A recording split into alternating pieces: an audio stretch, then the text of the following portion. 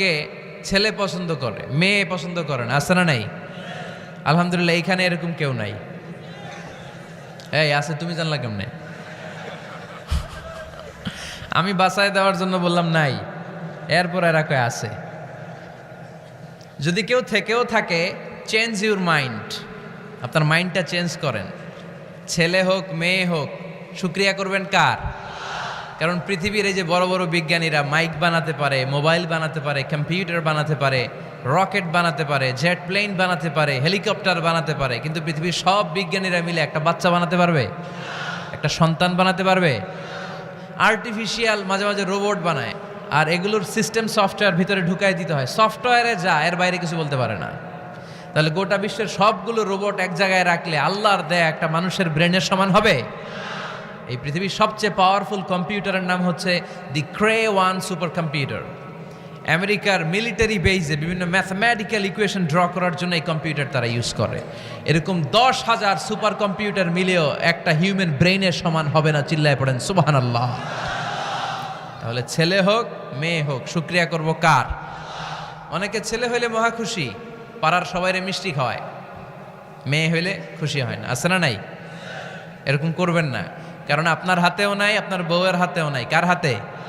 তো যেটা আল্লাহর হাতে, এটা নিয়ে আপনারা তো টেনশন কেন? আল্লাহর হাতে ছেড়ে দেন না। আবার অনেকে টানা ছেলে হইতেছে 1 2 3 4, খালি দোয়া করে আল্লাহ একটা মেয়ে দাও, মেয়ে দাও। পঞ্চমবারে হয়েছে আবার ছেলে আছে। আবার অনেকের টানা মেয়ে হইতেছে 5টা মেয়ে, খালি দোয়া করে আল্লাহ একটা ছেলে দাও। ষষ্ঠবারও হয়েছে মেয়ে। এটা আমার হাতেও নাই, আপনার হাতেও নাই, ডাক্তারের হাতেও নাই। কার হাতে? তো যারটা যার হাতে, এর হাতে ছেড়ে দেন। পারবেন নাকি না শুকরি করবেন? আল্লাহ বলে খবরদার, দুনিয়ার সবাই অনেক কিছু বানাতে পারে, অনেক কিছু তৈরি করতে পারে, কিন্তু একটা সন্তান দিতে পারে না। তুমি 6টা ছেলে পাওয়ার কারণে না শুকরি করো, মেয়ের জন্য আমার বিরুদ্ধে কথা বলো। এমন অনেক দম্পতি আছে 20 বছর কেঁদে কেঁদে জীবনটারে শেষ করে দিল। আমি এমন পরীক্ষায় ফেলেছি, একটা সন্তানও তাদের দেই নাই। আল্লাহ অনেকে কিছু দেন নাই। ছেলে দেয় কে? সবাই বলতে হবে, ছেলে দেয় কে? মেয়ে দেয় কে? ছেলে মেয়ে দুইটাই দেয় কে? আবার কাউরে ছেলেও দেন না, মেয়েও দেন না, তিনি কে? এজন্য তিনি বললেন, ইয়াহাবু লিমান ইয়াশাউ ইনাসা ওয়া ইয়াহাবু লিমান ইয়াশাউ যুকুর আও ইউযাওয়িজুহুম যুকরানা ওয়া ইনাসা ওয়া ইয়াজআলু মান ইয়াশাউ আকিমা ইন্নাহু আলিমুন কাদির। পড়েন সুবহানাল্লাহ।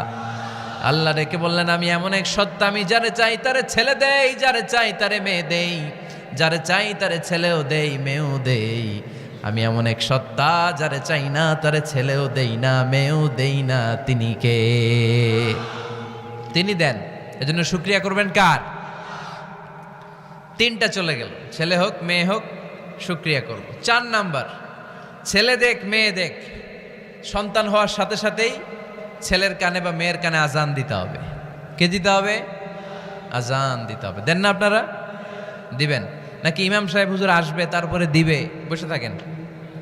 খতিব সাহেব হুজুর না আসলে তার আজান দেওয়া যাবে না, বড় হুজুর না আসলে তার দেওয়া যাবে না, এরকম না। মুসনাদে আহমদ ইবনে হাম্বলের হাদিস, ফাতেমা রাদিয়াল্লাহু তাআলা আনহার প্রথম সন্তান ইমাম হাসান রাদিয়াল্লাহু তাআলা আনহু, আল্লাহ রাসূলের নাতি ইমাম হাসান যখন জন্মগ্রহণ করলো, বিশ্বনবী নিজে এসে হাসানকে কোলে নিয়ে হাসানের কানের সামনে আজান দিয়েছেন। আযানা রাসূলুল্লাহি সাল্লাল্লাহু আলাইহি ওয়াসাল্লামা আলা উযুনাইল হাসান হিনামা ওয়ালাদাতহু ফাতিমাতু বিসসালাহ। বিশ্বনবী নিজে আজান দিয়েছেন। আজান দিতে পারেন আপনারা? পারেন না সবাই? আল্লাহু আকবার, আল্লাহু আকবার, আল্লাহু আকবার, আল্লাহু আকবার। পারেন না আজান দিতে? নিজের ছেলের কানের সামনে নিজে আজান দিবেন। যদি নানা হয়ে থাকেন, নানা নাতির কানের সামনে যে নানাই আজান দিবেন, চাচা যে ভাতিজার কানে আজান দিবেন। আজানের জন্য বসে থাকা লাগবে? আমরা প্রত্যেকে আজান পারি কি পারি না? তো কেন আজান দিব বাচ্চার কানে? 2টা সিগনিফিকেন্স। নাম্বার 1, যদিও বাচ্চার আমল নামা শুরু হয় নাই, জাস্ট নিউ বর্ন বেবি, এইমাত্র জন্মগ্রহণ করলো, কিন্তু পৃথিবীতে আসার সাথে সাথেই আল্লাহ বলে ওর কানের সামনে আমার তাকবীর দিয়ে ইসলামটা ওর কানের ভিতরে ঢুকায় দাও, ঢুকায় দাও। শুরু থেকেই তাকবীর দিয়ে ইসলামের পরিচয় ওর কানের সামনে দিয়ে দাও। This is the significance number 1। Significance number 2, এই পৃথিবীতে যখন কেউ আসে, শয়তান যে তার শত্রু এসে ইয়াতানু ফি জামবাই ইবনে আদম, বনি আদমের দুই পা ধরে দুইটা গুতা মারে, আর বাচ্চা ওয়া ওয়া করে কেঁদে ওঠে।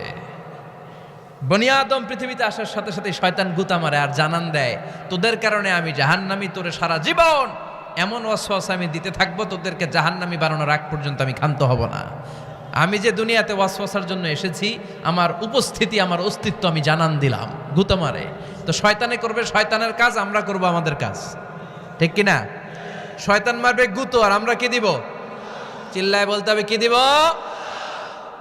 মনে থাকবে, ভুলে যাবেন না তো আবার। নাম্বার 2, তাহনিক করা সুন্নাহ। তাহনিক হচ্ছে খেজুর, কোনো আলেম খেজুর একটু চিবিয়ে ওই চিবানো খেজুরটা বাচ্চার ঠোঁটের মধ্যে লাগাই দিবে। আল্লাহ রাসূল সাল্লাল্লাহু আলাইহি ওয়াসাল্লাম বাচ্চাদেরকে এরকম তাহনিক করতেন। যদি খেজুর পাওয়া না যায়, একটু মধু নিয়ে মুখের মধ্যে লাগাই দিবেন। আধুনিক মেডিকেল সায়েন্স এটাকে খুবই স্বাস্থ্যসম্মত বলেছে, হেলদি। কারণ বাচ্চা যখন দুনিয়াতে আসে, তার নিউট্রিশন চ্যানেলটা মানুষ কেটে দেয়। তার নিউট্রিশন চ্যানেল হচ্ছে তার নাভির সাথে তার মায়ের জরায়ুর একটা কানেকশন। তার মায়ের জরায়ু থেকে সে এনার্জি পেত, নিউট্রিশন পেত। মানুষ যখন এটা কেটে দেয়, তখন তার নিউট্রিশন সাপ্লাই বন্ধ হয়ে যায়, কিন্তু তার এনার্জি খরচ করার প্রবণতা বেড়ে যায়। সে ওয়া ওয়া চিৎকার করে, চিৎকার মারতে তার এনার্জি লাগে। সে হাত পা ছোটাছুটি করে, তার এনার্জি লাগে, কিন্তু এনার্জি নাই। এনার্জির লাইন আমরা কেটে দিছি, তাই ইনস্ট্যান্ট এনার্জি সাপ্লাইয়ের জন্য বিশ্বনবী বলেছেন তাহনিক করে মুখে মিষ্টি ঢুকায় দাও। সুবহানাল্লাহ পড়বেন না?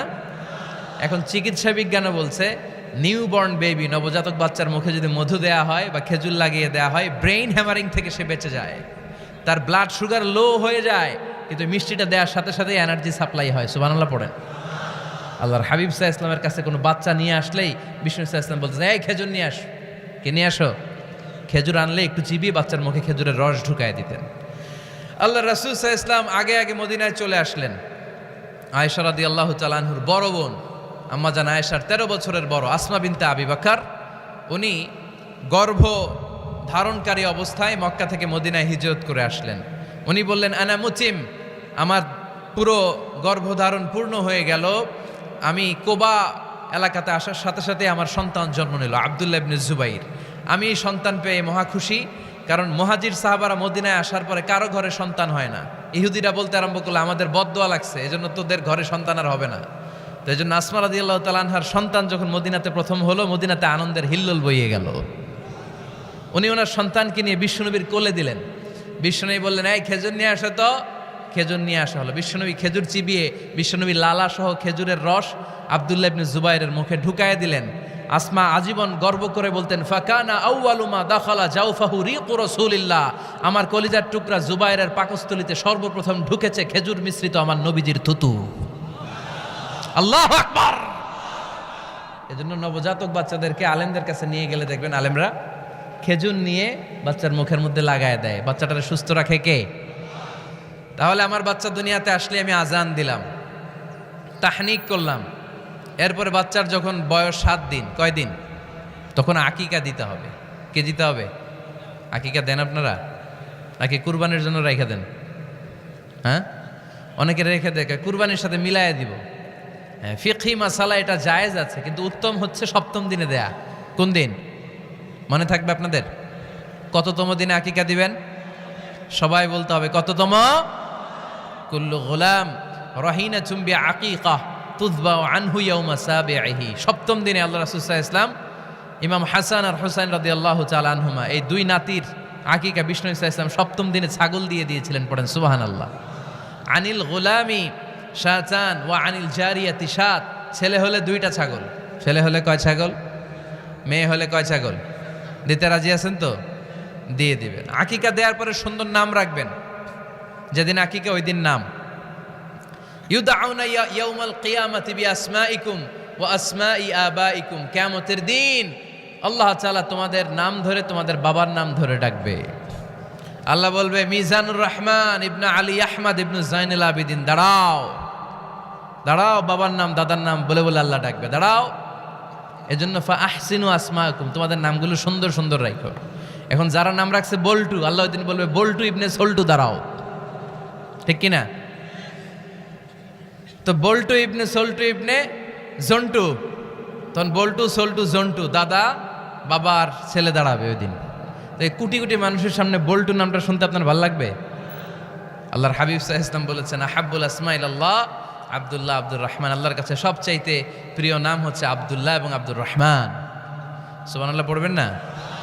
এই সুন্দর সুন্দর নাম রাখবেন, নামগুলো সুন্দর রাখার চেষ্টা করবেন। লিকুল্লি ইসমিন আসার, প্রতিটা নামের একটা প্রভাব আছে।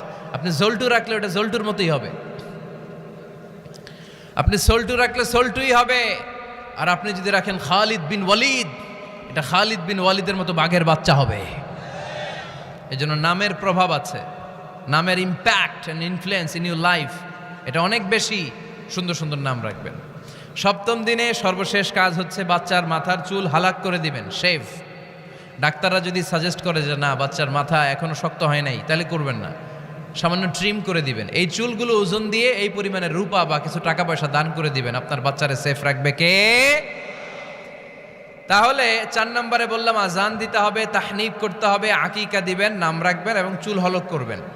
ফাতেমা রাদিয়াল্লাহু তাআলা আনহা, ইমাম হাসান রাদিয়াল্লাহু তাআলা আনহুর জন্মের পরে সপ্তম দিনে চুল কেটে চুলের ওজন পরিমাণে রূপা আল্লাহর রাস্তায় দান করেছিলেন। এগুলো করতে রাজি আছেন তো? আচ্ছা।